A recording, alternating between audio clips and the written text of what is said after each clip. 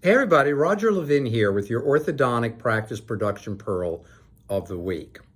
This one is on leadership. What does it take to be a great leader today in the orthodontic practice? And the answer is not exactly what you may think. Now, I have been through many courses on leadership. I've read 300-page textbooks. I've even been through a semester-long program on leadership. And I have to tell you that I think we make leadership far too complicated. First of all, if you read a 300-page textbook on leadership, how much of it can you really do? If you sit in a semester-long program, how much of it transforms you? And I think there's a problem, and I'm really not very cynical in life, but I think sometimes people who write 300-page textbooks or teach semester-long courses are looking for a way to justify what they're doing, and that creates complexity.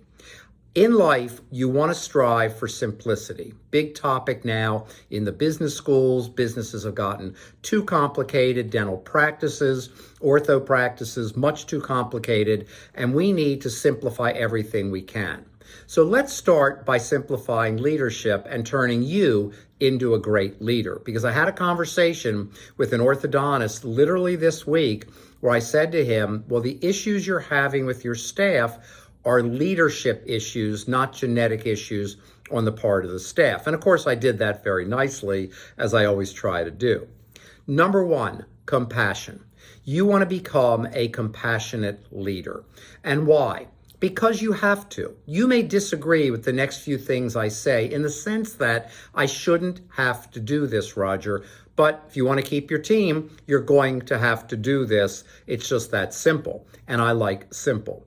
Compassion is about not saying, why do they want a day off? They don't need a day off. They shouldn't have to take a day off. It's going to make my day miserable if they take a day off. And what kind of work ethic am I seeing here? And the answer is, maybe you're right, but it doesn't matter.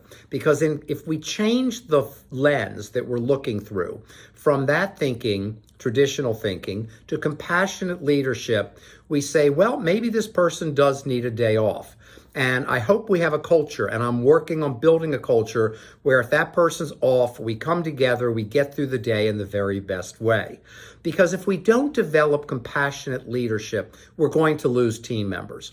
They're going to leave because they don't feel appreciated. They're going to leave because they don't feel understood. Yes, our team members today want to be understood. They want a purpose. They want the practice to be a place where they feel supported and safe.